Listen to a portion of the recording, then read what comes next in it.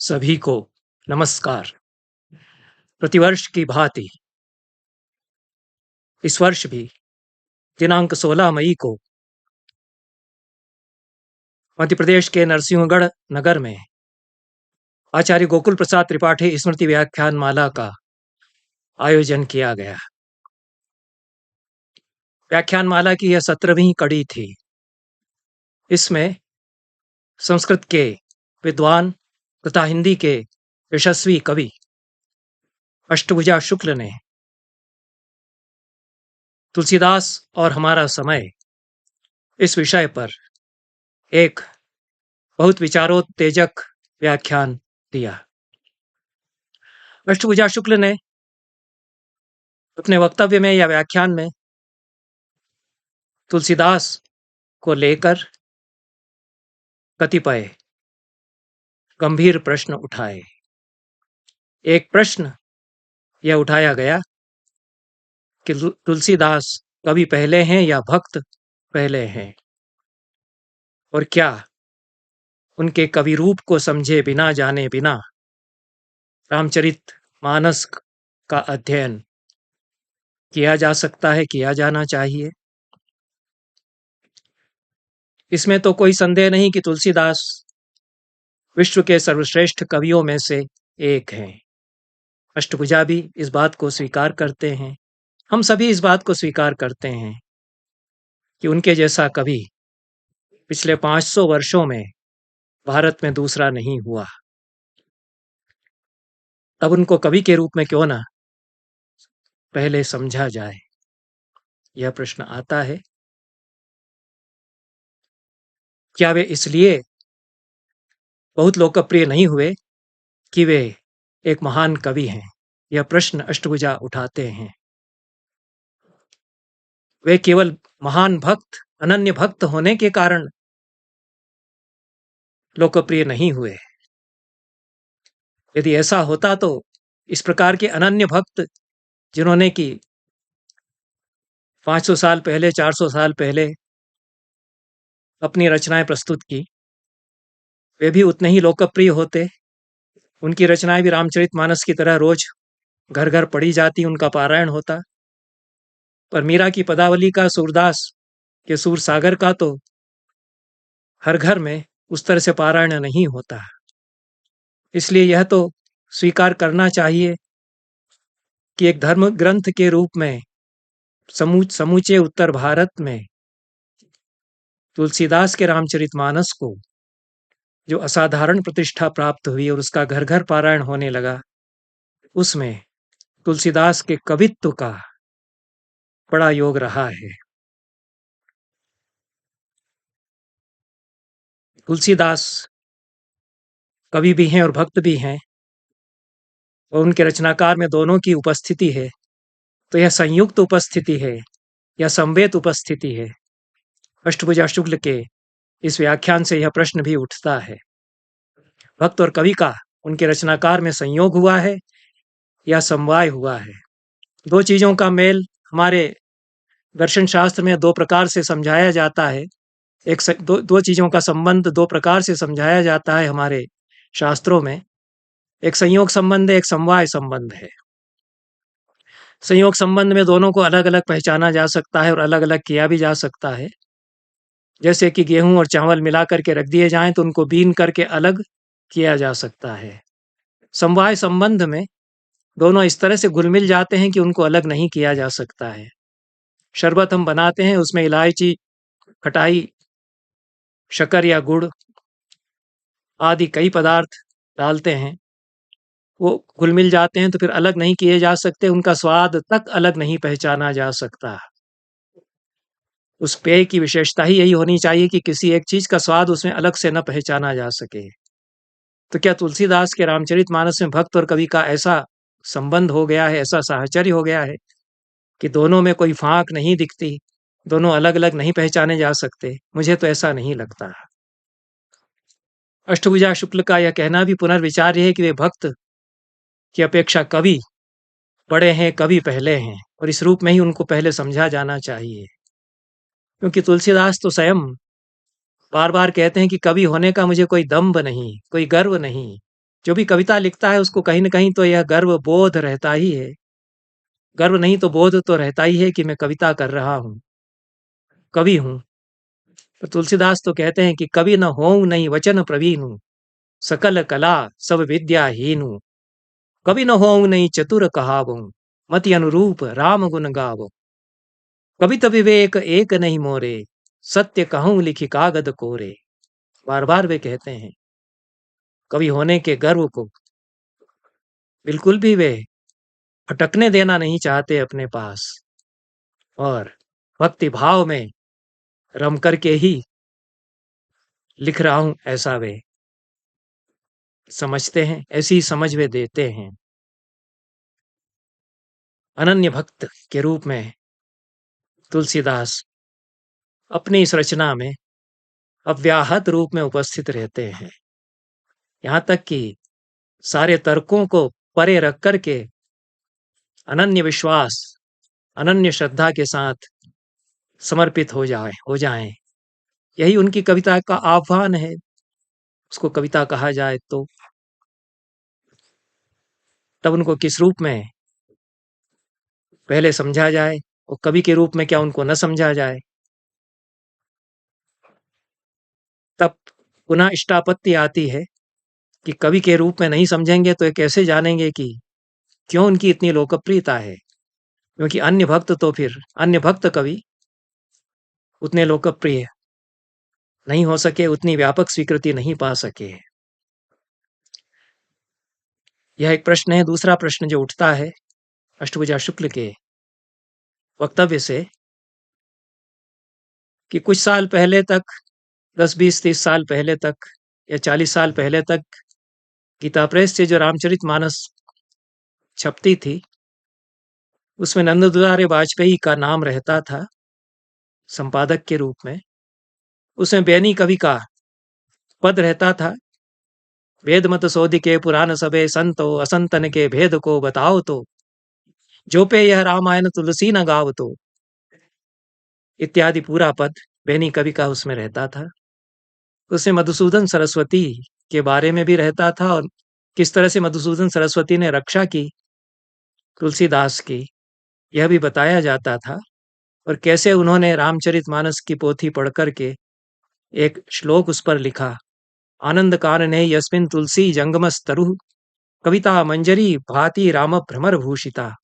इस आनंद कानन में तुलसीदास तुलसी का चलता फिरता पौधा है, जिसकी कविता रूपी मंजरी पर राम का भौरा, राम रूपी भौरा मंडराया करता है।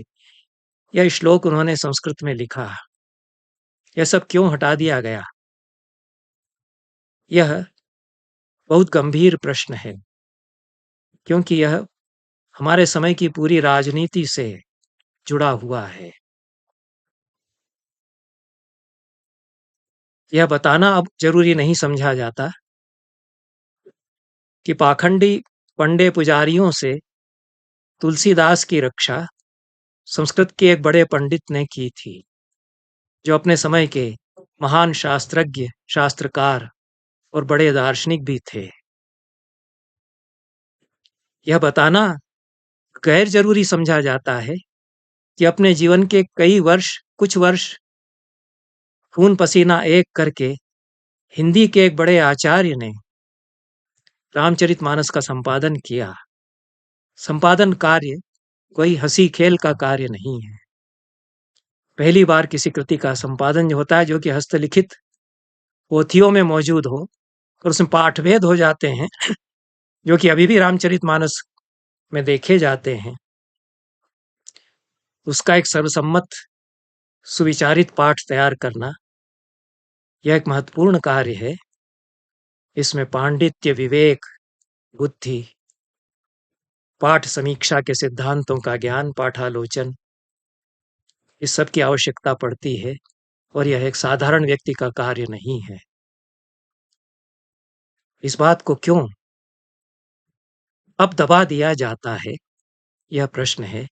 यह महत्वपूर्ण प्रश्न इसलिए है और ये दोनों ही प्रश्न एक दूसरे से जुड़े हुए हैं कि कवि के रूप में तुलसीदास पर हम यदि विचार नहीं करते तो अर्थ पर विचार करना आवश्यक नहीं समझते, क्योंकि कवित्व पर विचार करेंगे तो अर्थ क्या है कविता का यह समझेंगे।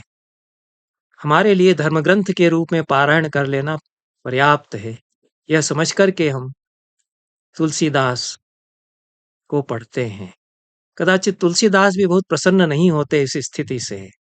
वह समय था जब उन्होंने राम को आर्तत्राता के रूप में प्रस्तुत किया और दीन दुखियारी जनता के एकमात्र शरण के रूप में प्रस्तुत किया और भक्ति को उन्होंने प्रधानता दी। पर अब जबकि समय बदल गया है, तब जो हमारा दर्शन, हमारा चिंतन है कि ज्ञान, कर्म और भक्ति तीनों ही जीवन की परिपूर्णता के लिए अपेक्षित हैं।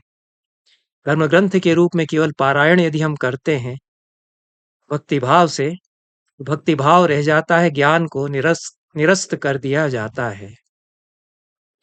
अर्थ पर विचार नहीं किया जाता है तो ज्ञान को निरस्त कर दिया जाता है।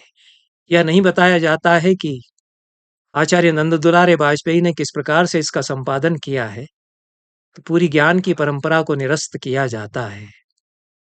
और क्या यह उचित है? और क्या इसके पीछे एक सुनियोजित राजनीति नहीं है? यह विचारणीय प्रश्न है। मेरी समझ से तो है इसके पीछे एक राजनीति। और गंभीर प्रश्न निश्चित रूप से यह है, क्योंकि इसकी जो परिणतियां हैं वे इस देश के भवितव्य के लिए, इस देश की नियति के लिए कल्याणकारी नहीं है। अर्थ को हटा देते हैं तो अनर्थ होता है। अर्थ पर विचार नहीं करते हैं और धर्मग्रंथ के रूप में केवल पारायण करते हैं तो अन्याय हम उस ग्रंथ के साथ करते हैं। इसलिए ज्ञान की परंपरा को बनाए रखना, बचाए रखना भी उतना ही जरूरी है जितनी की भक्ति की परंपरा को। अष्टभुजा शुक्ल का पूरा वक्तव्य जो अविकल रूप में मैं प्रस्तुत कर रहा हूं उसको सुन लीजिए, सुन लिया जाए और फिर शांत चित्त से विचार किया जाए। धन्यवाद।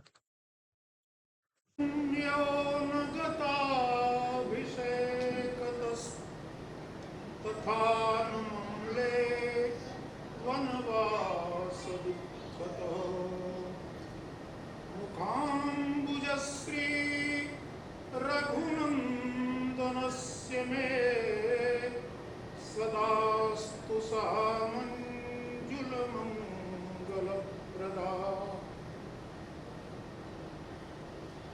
परम श्रद्धेय आचार्य गोकुल प्रसाद त्रिपाठी जी की पूर्ण स्मृति में यह जो आयोजित होने वाला विद्या का अनुष्ठान है और यह इसकी 17वीं श्रृंखला है, तो इस अनुष्ठान में आकर के और नरसिंहगढ़ के विद्या प्रेमी, संस्कृति प्रेमी, काव्य प्रेमी महानुभावों के बीच मैं अपने को पाकर धन्य अनुभव कर रहा हूं और इसका साक्षी बनकर भी मुझे बहुत ही गौरव की अनुभूति हो रही है।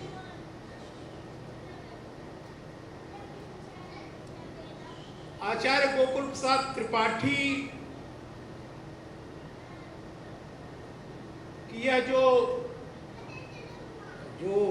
जनपद राजगढ़ रहा है वो जन्मभूमि, कर्मभूमि, और यहाँ आकर के उन्होंने जो अपनी सेवाएं दी, जीवन का कर्म व्यवहार, उसका इतना पल्लवित, पुष्पित और ज्ञानमय जो कौटुंबिक यज्ञ है, यह अपने आप में एक बहुत बड़ी फलश्रुति है हमारी उस विद्या की परंपरा का, हमारी उस सृजनात्मकता की परंपरा का, ज्ञान की परंपरा का। तो यहाँ आकर के एक साक्षी के रूप में वास्तव में मुझे अपने कुछ थोड़ा बहुत लिखने पढ़ने की सार्थकता का अनुभव हो रहा है। आज मुझे तुलसीदास और हमारा समय पर कुछ बात करनी है। ये कोई बहुत सुचिंतित विषय नहीं है, एक मुंह से निकल गया विषय है। तुलसीदास ऐसे कवि हैं, भक्त कवि हैं, जिनसे हम सब लोग परिचित, अति परिचित।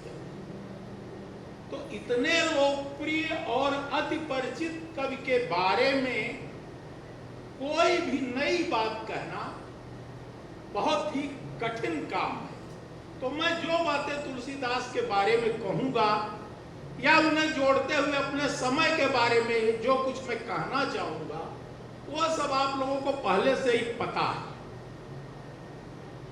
तुलसी एक भक्त कवि,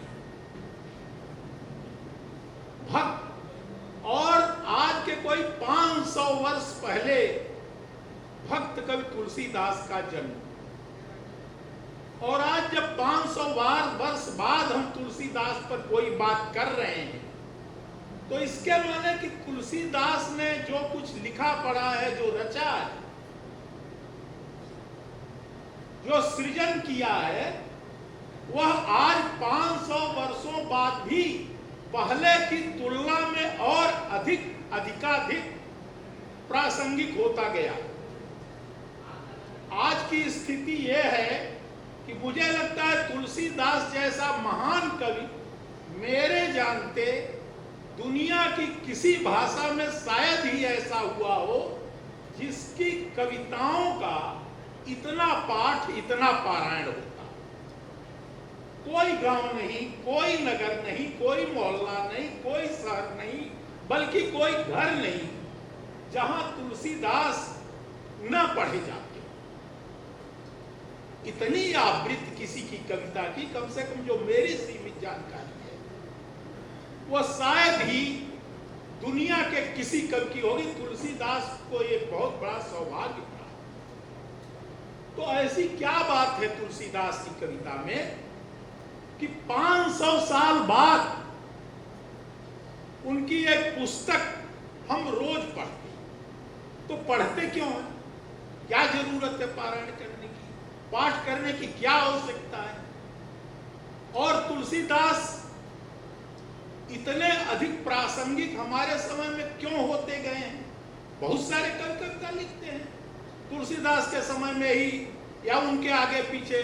सूरदास बड़े कवि हुए हिंदी के, कबीरदास बड़े कवि हुए हिंदी के, लेकिन तुलसीदास जैसी लोकप्रियता, तुलसीदास जैसा आत्मविस्तार, उनकी कविता की व्यापकता दूसरे किसी कवि में तुलनात्मक रूप से अपेक्षया वैसी नहीं। सूरदास ने भी कृष्ण के चरित्र का और बहुत ही मार्मिक और विशद रूप प्रस्तुत किया, लेकिन उसमें कृष्ण का चरित्र नहीं, कृष्ण की लीला। लेकिन तुलसीदास के यहां राम का पूरा जीवन चरित्र,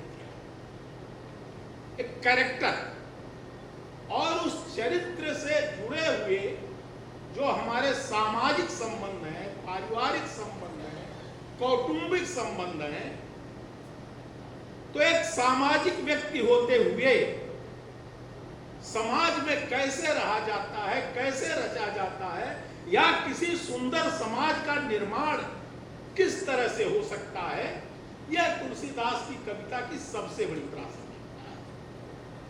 लेकिन होता क्या गया है कि हम जो जो तुलसीदास को पढ़ते गए हैं, उनका पारायण करते गए हैं, रामचरितमानस का नित्य पाठ जो ये होता है, अगर आप ध्यान से देखेंगे तो आज अगर हम रामचरितमानस के बारे में बात कर रहे हैं तो धार्मिक पुस्तकों का सबसे बड़ा प्रकाशन एक गोरखपुर में है जिसका नाम है गीता प्रेस।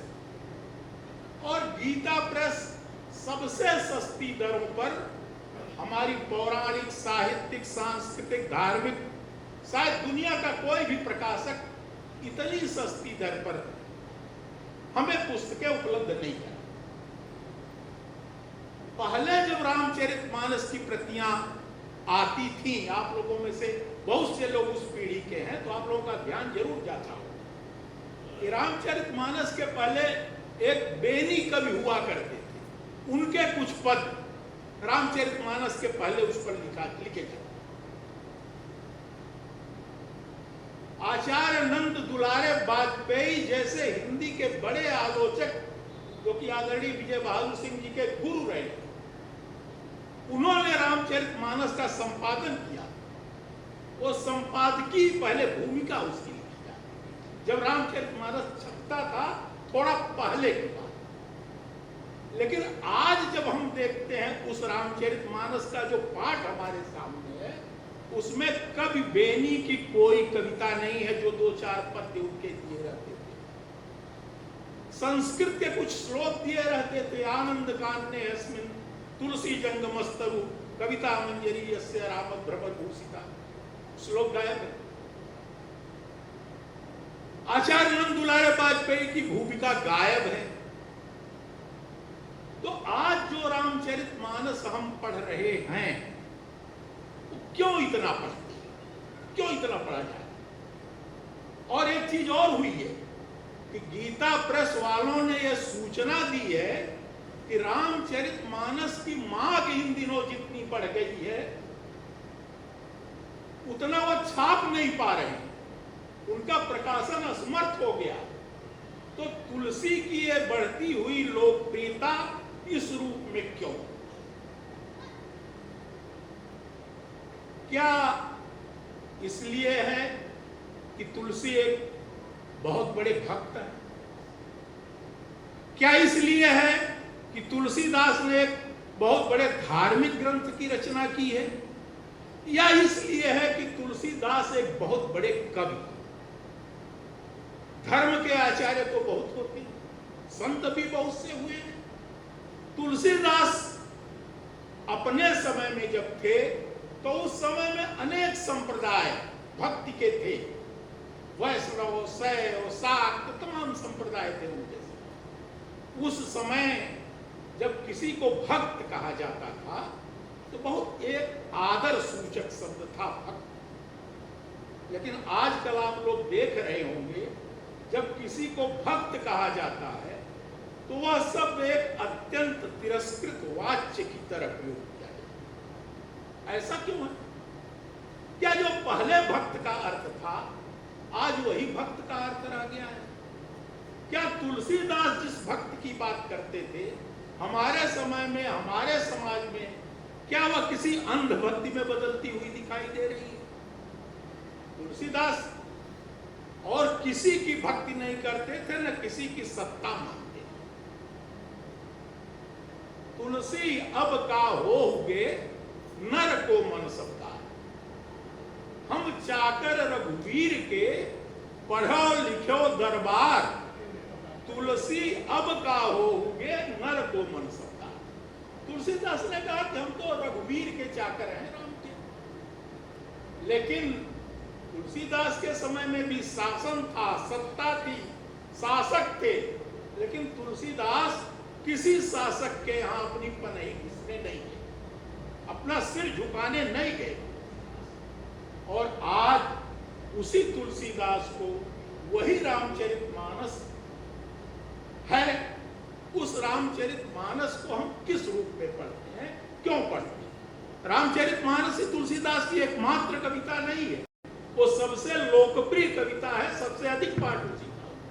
लेकिन तुलसीदास की और बहुत सारी रचनाएं हैं, कवितावली है, गीतावली है, वैराग्य संदीपनी है, रामलला नाचू है, आप लोग जानते हैं। तो हुआ क्या है हमारे समय में कि तुलसीदास को एक कवि की तरह कम और उन्हें एक भक्त की तरह, बल्कि हम लोग एक अंध भक्त की तरह तुलसीदास को पढ़ना चाहते।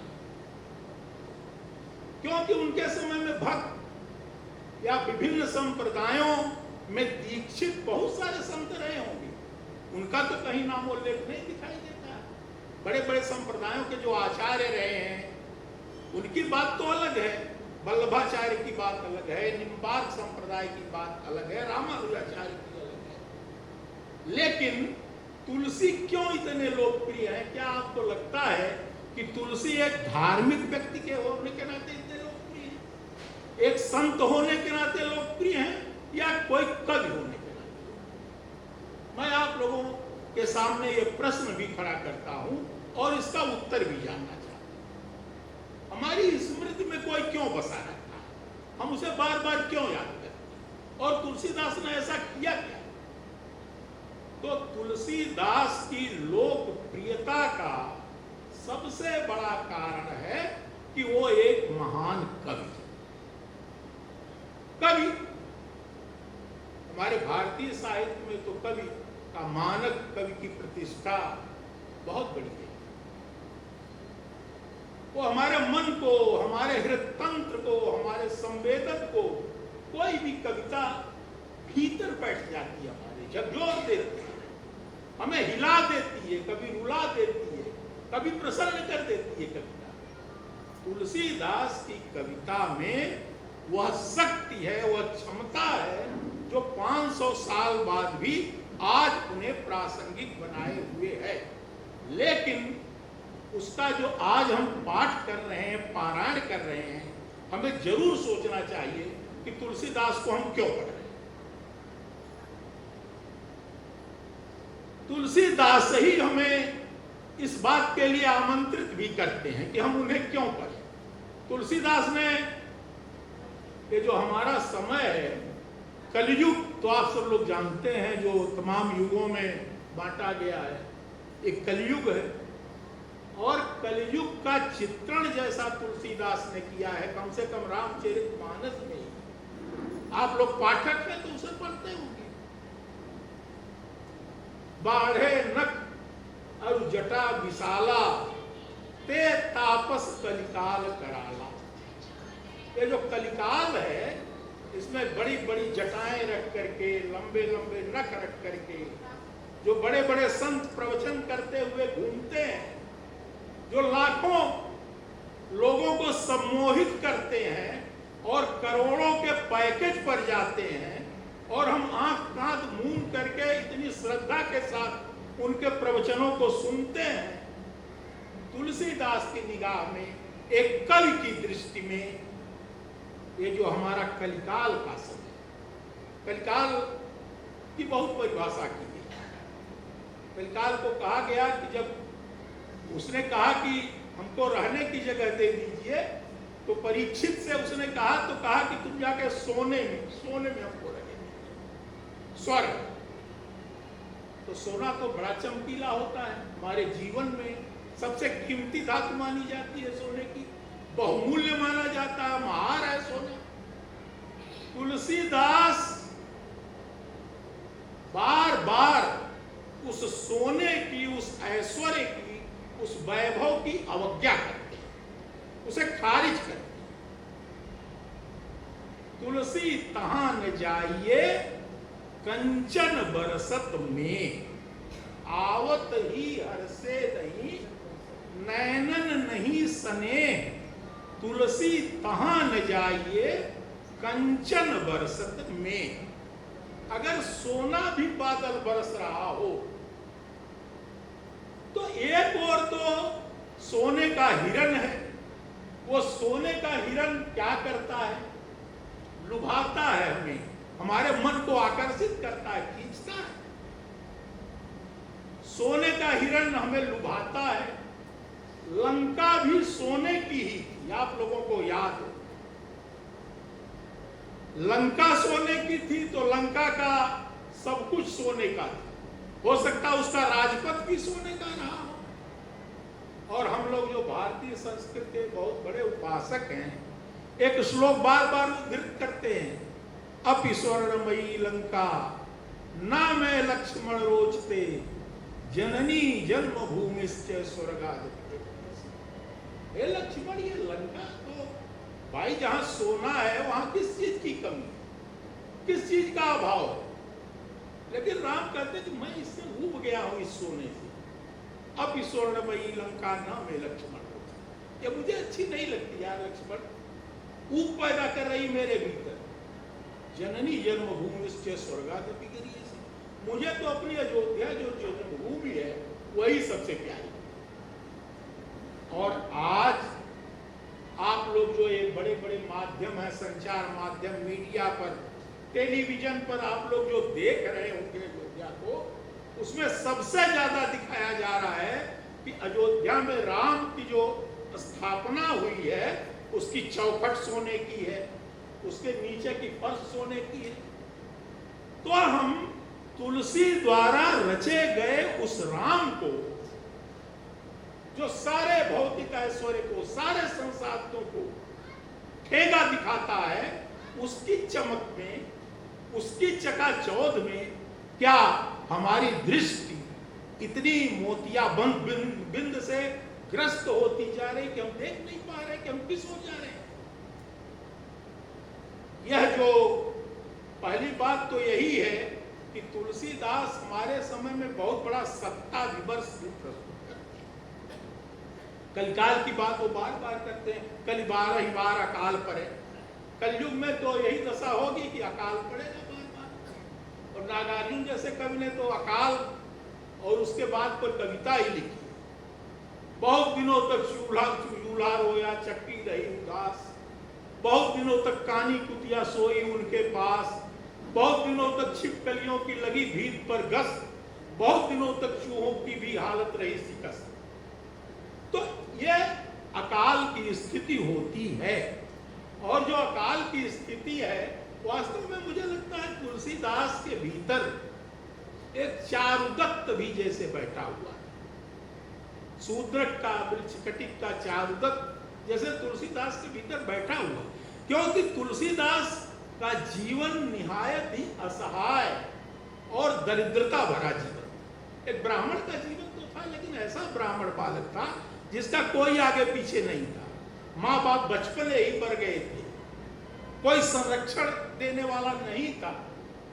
तुलसीदास अपनी दरिद्रता की बार बार बात करते। मुझे लगता है कि तुलसीदास वृक्षकटिक, शूद्रक के उस वृक्षकटिक के चारुदत्त से भी काफी प्रेरित हैं, जो दरिद्रता की, जीवन की दरिद्रता की बात करते हैं।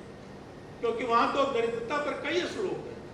मन्ने निर्धनता प्रकामम परम षष्ठम महापातकम, जो निर्धनता है, गरीबी है, उसको छठवां महापातक कहा है। तुलसीदास जैसा कवि इतने अभावों में जीवन जीता है,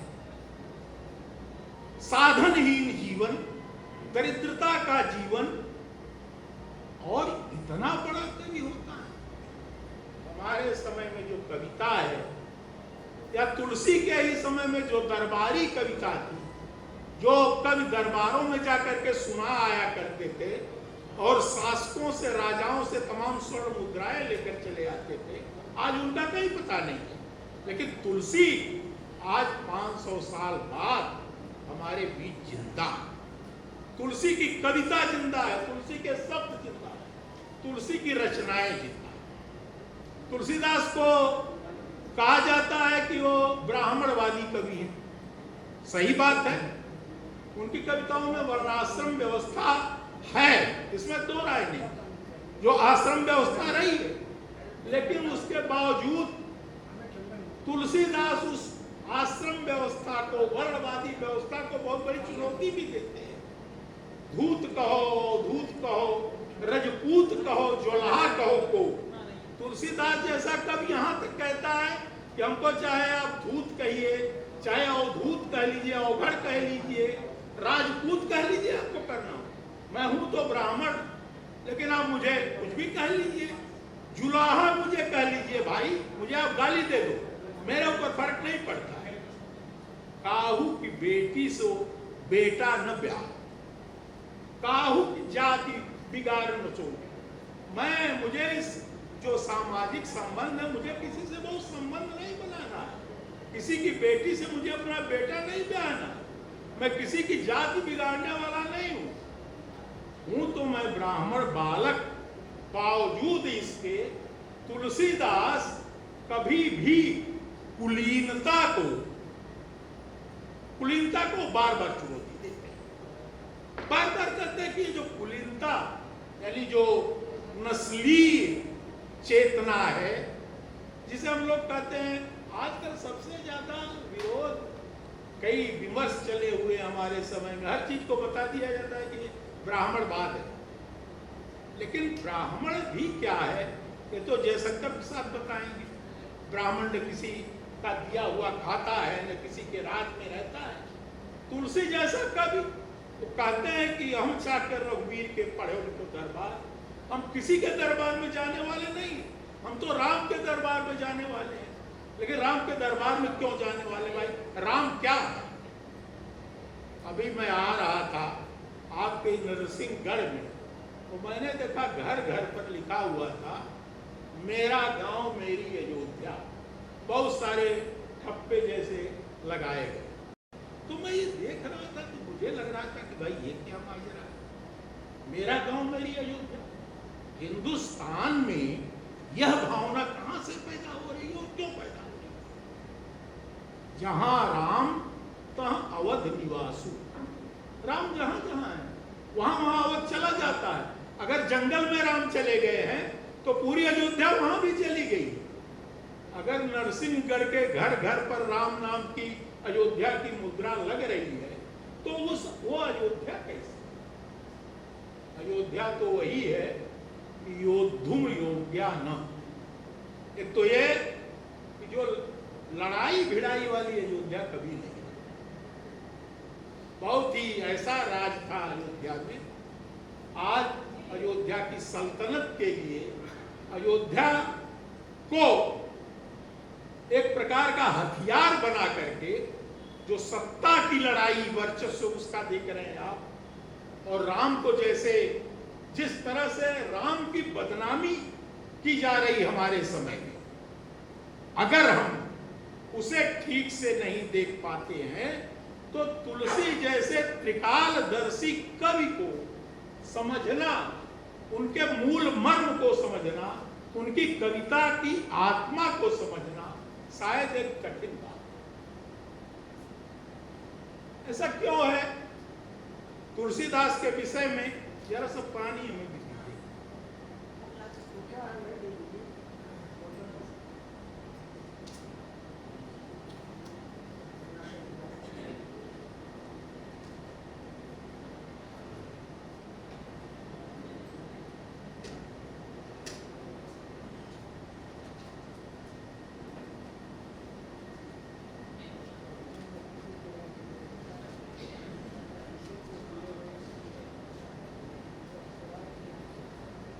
तो तुलसीदास के बारे में दो विद्वानों ने सबसे ज्यादा और सबसे प्रामाणिक बात की है। एक तो तुलसी के ही बहुत, जैसे तुलसी राम के उपासक हैं वैसे कविता में तुलसी के उपासक हैं आचार्य रामचंद्र शुक्ल, और तुलसी के वो सबसे बड़े प्रश्नोत्ता हैं। इतनी बड़ी भूमिका और इतनी सुंदर तुलसी की कविता की पहचान दूसरा कोई भी आलोचक शायद ही हिंदी में कर पाया। और दूसरे बड़े आलोचक ये हिंदी के हैं आचार्य हजारी प्रसाद द्विवेदी। तुलसीदास पर लिखते हुए आचार्य हजारी प्रसाद द्विवेदी ने यह कहा है कि तुलसीदास की कविता ने ही उत्तर भारत को रचा। यानी ये जो पूरा ये मध्य भारत भी एक तरह से आप कह सकते हैं कि उत्तर भारत, क्योंकि कौशल्या तो माना जाता है कि यही रायपुर की थी, और शायद रायपुर में एकमात्र ऐसा मंदिर है पूरे देश में जो कौशल्या का। तो ये तुलसीदास के बारे में हजारी प्रसाद द्विवेदी जी ने जो बात कही है वो ये कहा है कि तुलसीदास ने उत्तर भारत की रचना की। अब आप समझ सकते हैं उत्तर भारत एक बड़ा भूदृश्य है हमारे इस देश का, आप कह सकते हैं जितना हिंदी भाषी क्षेत्र है, और वो कहते हैं कि उसकी और तुलसीदास की कविता उसका मेरुदंड है, ये कहते हैं हजारी प्रसाद द्विवेदी। लेकिन एक बात वो और कहते हैं कि तुलसीदास इतने बड़े और विलक्षण कवि क्यों हैं। वो कहते हैं तुलसीदास उस देश में पैदा हुए हैं जिसकी इतनी ऊंची कल्पना है कि राम के जन्म के 60,000 वर्ष पहले ही रामायण काव्य लिख दिया गया।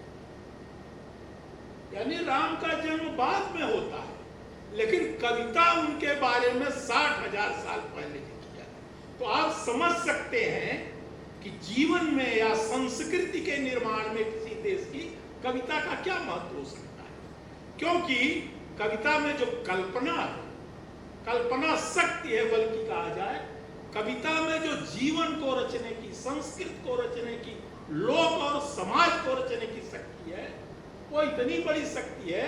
जब हजारी प्रसाद द्विवेदी कहते हैं कि उस देश में तुलसीदास पैदा हुए हैं जिसकी कल्पना शक्ति इतनी ऊंची है कि राम के जन्म से 60,000 वर्ष पहले ही रामायण काव्य रचा गया। अब आप सोचिए कि राम का जन्म कब होता है, त्रेता में होता है या जब भी होता है, ऐतिहासिक रूप से बहुत उस पर माथापच्ची करने की जरूरत राम के बारे में नहीं, क्योंकि राम तो हमारे यहाँ जीते जी राम, मरते राम, हा राम, हे राम। गांधी के भी राम थे, हा राम। और जब गांधी के मुंह से अंतिम बार राम निकला था तो क्यों निकला था? एक हत्यारे की गोलियों से छलनी होने के बाद भी गांधी को अगर याद आए तो राम याद आए। ऐसा राम में क्या है? एक मृत्युन्मुखी जीवन, जाता हुआ जो जीवन है वो राम को याद करता है। राम में ऐसा क्या है?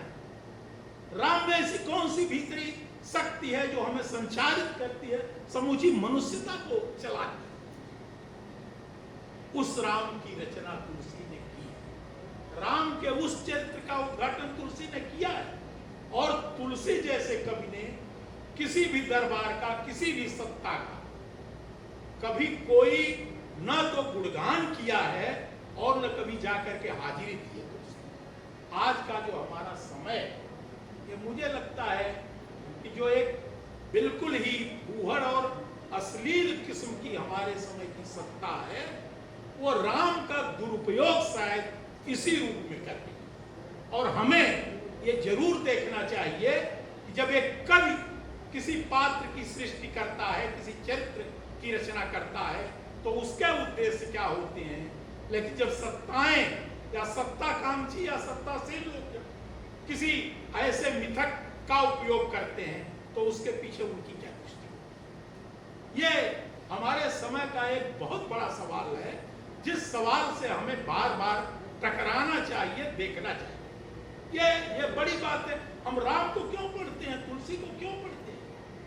जब अयोध्या में जिस दिन श्री राम की स्थापना हुई, उनकी मूर्ति की स्थापना हुई, आप लोगों ने देखा इस देश ने कितना उत्साह मनाया। लेकिन वह राम आज जब हमारे समय में तमाम इन चैनलों पर देवी देवताओं का नाना प्रकार का चमत्कार दिखाया जाता है, हम चमत्कृत ज्यादा हो रहे हैं, हमारी आंखें ज्यादा चौधिया रही हैं, हम वास्तविकता को शायद कम समझ पा रहे हैं, राम को ही कम समझ पा रहे हैं, रामत्व को कम समझ पा रहे हैं। तो क्योंकि तुलसी ने किया आखिर क्या है भाई? विष्णु, शिव, ये इतने पात्र हैं। रावण भी एक पात्र है। रावण के बिना भी राम की कल्पना नहीं की जा सकती। हमारे समूह आचार्य विजय बहादुर जी बैठे हुए, वो बार बार एक रावण की ओर संकेत करते हैं हमारे समय। तो लेकिन रावण कैसा है भाई? रावण के पास कहते हैं 10 मुख है, 20 हाथ है। यानी जो सामान्य आदमी होता है, 2 हाथ पैर वाला आदमी होता है, 1 सिर वाला आदमी होता है, रावण के पास 10 सिर है, 20 भुजाएं हैं। विष्णु के पास क्या है? कहते हैं विष्णु 4 भुजाओं वाले। मतलब कुछ कुछ विषम रूप है, कहने का यह मतलब है मनुष्य का सामान्य रूप विष्णु का भी नहीं है। शिव के बारे में विष्णु चारि भुज विधि मुख चारी विकट बेस मुख पंच पुरारी। विष्णु को कहा जाता है चतुर्भुज। विधि मुख चारी, ब्रह्मा को भी कहा जाता है चार मुख उनके। विकट बेस मुख पंच पुरारी, शिव के कहा जाता है 5 मुख है। लेकिन राम के कितने मुख? 1। यानी राम सर्वाधिक बड़े और आदर्श मनुष्य हैं हमारी आत्मा। तुलसीदास एक ऐसे राम की कल्पना करते हैं जो हमारी मनुष्यता का दर्पण बन जाए, आदर्श। वो चतुर्भुज विष्णु तो हमारे इस तरह से मन में नहीं बैठे हुए हैं, पंचमुख शिव तो हमारे मन में इस तरह से नहीं बैठे हुए हैं। और रावण के तो क्या ही कहने, उससे तो हमारी समूची सभ्यता कितनी दहली हुई है, कितनी भयभीत है। लेकिन ये सब जो असामान्य रूपात्मक ये जो चरित्र हैं, चाहे विष्णु का हो, चाहे शिव का हो, चाहे रावण का हो, राम उस तरह से नहीं है। सुर नर असुर नाग मुनि माही शोभा अस कहूं सुनियत। ऐसी सुंदरता है कि जैसे मनुष्य होता, मनुष्य कितना सुंदर हो सकता है। नहीं मानुषात् श्रेष्ठ कर्तव्य किंचित। मनुष्य से बड़ा न कोई देवी है, न कोई देवता है, न कोई आराध्य है। मनुष्य ही आराध्य है, क्योंकि राम तुलसी की दृष्टि में एक ऐसे मनुष्य हैं जिनका जीवन चरित्र, जिनका कर्म निकाय, जिनके संबंध समाज के साथ वो सबसे ज्यादा हमें अपने मालूम। मैं बार बार सोचता हूं, अभी हम लोग आ रहे थे, यहाँ गए थे, तो उस जो अभयारण्य है उसमें बंदर ही बंदर। अब ये बंदर राम के साथ जो एक सेना चलती है, बड़े भाई अक्षौहिणी कोई नहीं है राम के साथ, कोई चतुरंगड़ी सेना नहीं है, रथ की, हाथी की, घोड़े वाली कोई सेना नहीं। ये सेना है जो आदमी से इतर एक प्राणी है, बानर। और ये जो मनुष्य और बानर का संबंध है, इसके बारे में एक प्रश्न भी तुलसीदास की ओर से, या कहिए कि सीता की ही ओर से उठाया गया। नर बानर ही संग कहु कैसे, कथी कथा कही कथा भाई संगत कैसे। ये मनुष्य का और बानर का कैसे संबंध?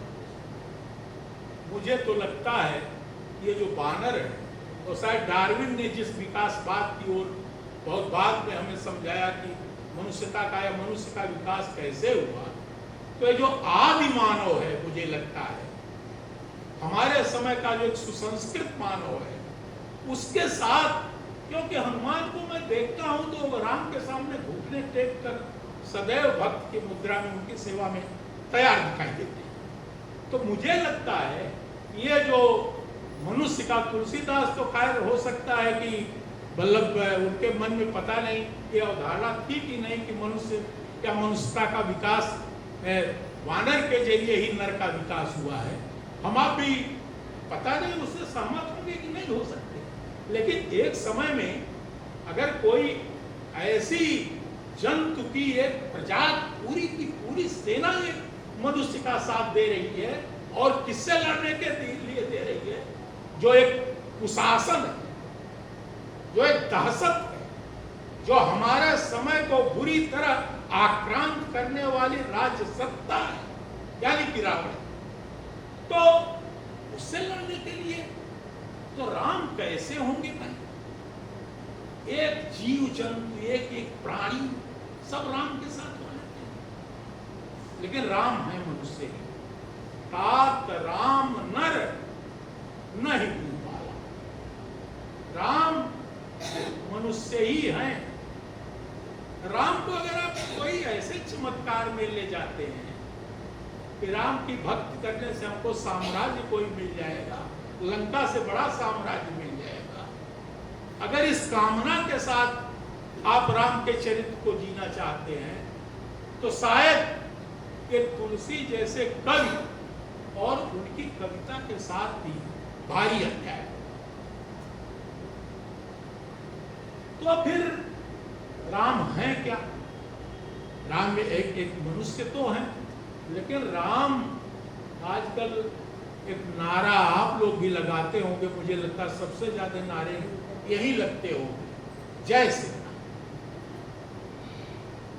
हम भी जय श्री राम, ऐसा नहीं, लेकिन आप जय श्री राम क्यों कहते? हमारा समय उस राम को एक गगन भेदी और शायद बहुत ही हड़काऊ और धमक भरे नारे के साथ ऐसा क्यों उच्चारित कर रहा है? हमने कभी सोचा? राम जो है वो जैसे ही रावण के बिना अपूर्ण है या राम के चरित्र की कोई कल्पना नहीं की जा सकती, वैसे ही सीता के बिना भी राम की कोई अवधारणा नहीं। तो जो हमारे अभिवादन होते थे, जय सिया राम, सीताराम सीताराम, अभी भी अयोध्या के साथ सीताराम सीताराम, सीता को इस तरह से, यानी जो इस समाज की सबसे बड़ी सृजन शक्ति, सौंदर्य मूला शक्ति है, जो जानकी है अपने आप में, इस नारे के साथ तो सीता कहां लुप्त होगी? आपने कभी सोचा? और अगर ऐसा हो रहा है तो क्यों हो रहा है? क्या राम को एक पुरुष वर्चस्व का, पुरुष की धाक का किसी नारे में तो हम नहीं डाल दे रहे? क्या तुलसी ने ऐसा कभी सोचा था? तुलसी ने तो हमेशा सिया राम में समझे क्या, करो प्रणाम जोगी जो युग पानी। सीताराम की जो युगल जो मूर्ति है, उसके बगैर तो तुलसी राम की कोई कल्पना ही नहीं करते हैं। फिर हमारे समय में, हमारा जो समय है, यह समय किन किन रूपों में तुलसी जैसे बड़े कवि को, हम उसके कैसे तुलसी का पाठ करें, तुलसी की कविता को कैसे पढ़ें? राम के बारे में मैं दरअसल पहले मैंने कहा था आचार्य राधा वल्लभ जी से कि मैं चूंकि अवधी क्षेत्र से आता हूँ और तुलसीदास अवधी के ही कवि हैं। अवधी एक बोली है, जैसे छत्तीसगढ़ी है, तमाम बोलियां हैं। मेरा तो ये मानना है, कुछ लोग कहते हैं कि तुलसीदास संस्कृत निष्ठ उनकी कविता है, लेकिन मेरा ये कहना है कि संस्कृत जैसी परिमार्जित भाषा का कविता में बोलीकरण जो तुलसीदास ने किया है, जो गांव की, नगर की, शहर की, कस्बों की शक्ति बोली की होती है, भाषा की होती है, वो तुलसीदास ने जो संभव किया है, शायद सबसे बड़ी ताकत तुलसीदास की कविता की वह भी है जो हमारे मन में रच बस जाए। बाज सुराग की गाड़र तांती, आप लोगों ने पता नहीं गाड़र शब्द आप लोग जानते हैं? नहीं जानते। खेतों में कभी कभी सरपत की तरह या फूस की तरह कुछ ऐसा खरपतवार निकल जाता है जो फसल को नष्ट कर देता है, उसको गाड़र करते हैं, और वो भी ऐसे उसके तार जैसी पत्तियां होती हैं। तुलसीदास का जो जमीन का अनुभव है, खेती का अनुभव है, किसानी का अनुभव है, बाज सुराग की गाड़र तांती, अगर किसी वाद्य यंत्र पर गाड़र की तांत लगा दी जाए तो क्या उससे कोई राग निकलेगा? नहीं निकल सकता। तो अगर किसी कठिन समय में बहुत सुंदर गीत गाया जाएगा तो हमें लगना चाहिए या तो वह गीत अप्रासंगिक है या तो हमारा समय प्रश्नांकित है।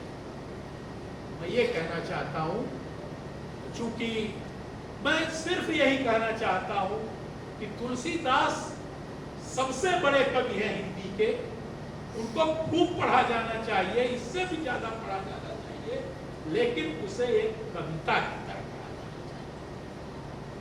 उसे किसी धर्म ग्रंथ की तरह, किसी उद्धार करने वाले, हम पापी थोड़ी है कि जो हमारा उद्धार करने के लिए उद्धार किया।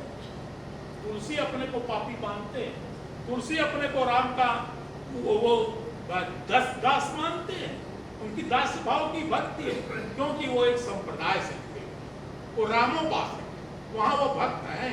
लेकिन तुलसी जहाँ कवि है, और कवि होने के नाते ही तुलसीदास इतना ज्यादा पढ़े जाते हैं, क्योंकि वो हमारे जीवन की धड़कन, हमारे समाज की आकांक्षाओं को, हमारे मन मस्तिष्क को झकझोरने वाली जो सृजन की शक्ति होती है, शब्द की शक्ति होती है, वो तुलसीदास में है। और ये उसे पढ़ते हुए पग पग पर हमें उसका अनुभव होता है। तो हम आप लोगों से यही प्रार्थना करते हैं कि हम पढ़ें, खूब पढ़ें, कविताओं को खूब पढ़ें, और कविता हमारे जीवन की सबसे बड़ी संचारिणी शक्ति है।